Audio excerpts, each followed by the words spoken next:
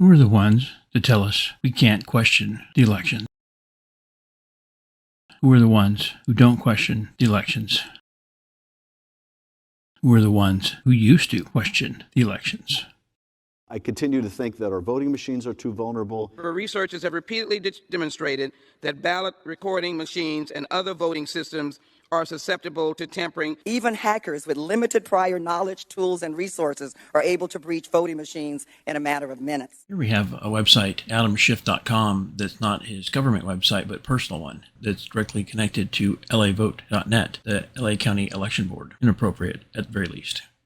In a close presidential election, they just need to hack one swing state, or maybe one or two, or maybe just a few counties in one swing state. The biggest seller of voting machines is doing something that violates Cybersecurity 101, directing that you install remote access software, which would make a machine like that, a magnet for fraudsters and hackers. This is a perfect example of a graphic that came out early on election night that showed Gavin Newsom winning by 45.9% over 54.1%.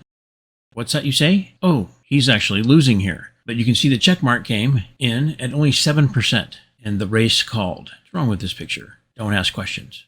In 2018, electronic voting machines in Georgia and Texas deleted votes for certain candidates or switched votes from one candidate to another. Texas on COVID.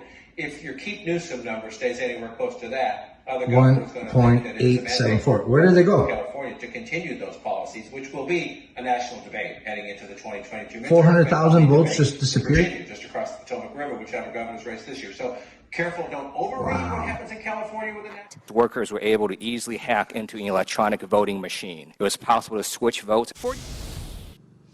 Yeah, Mike and Jared, many wondering tonight, so was it a voter fraud scheme or something else? Investigators are now trying to determine why it is that more than 300 recall ballots were found inside a man's car at this 7-Eleven in Torrance.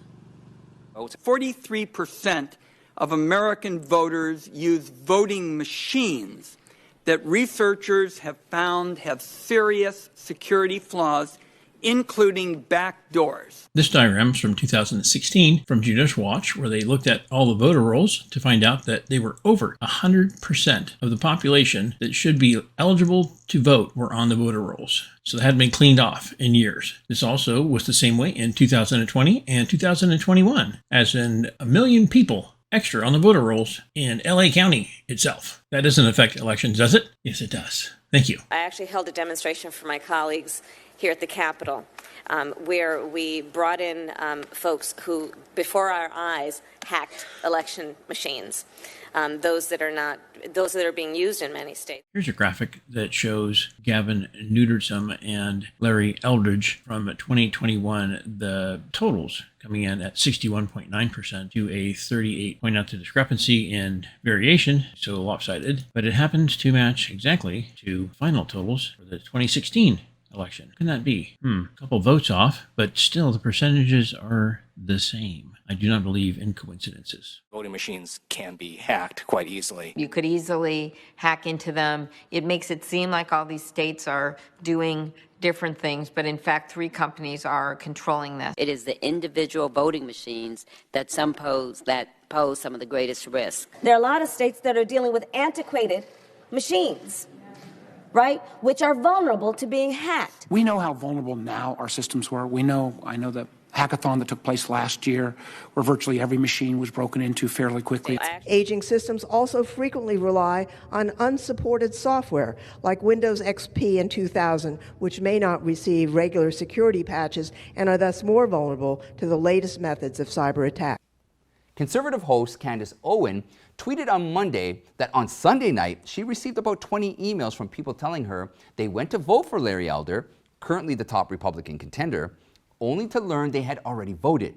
Some Californians also received multiple official ballots under different names.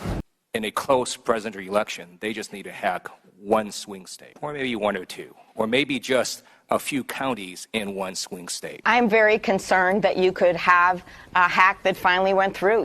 The Los Angeles County Registrar said there were issues with the setting on devices used to check its voters prior to voting.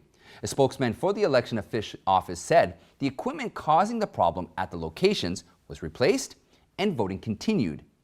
How satisfied are you with this answer? America, we need to stop using electronic voting machines. No Smartmatic, no Dominion, nothing. Everything needs to be paper ballots with a chain of custody. And if you're going to have a ballot sent to your house, it needs to be certified mail. And we need to account for each and every single one of them. Chain of custody coming and going accounted for. In addition to that, there needs to be a time period that is shrunken down to 3 days or 4 at the most. But none of this 5 or 7 or 14 days.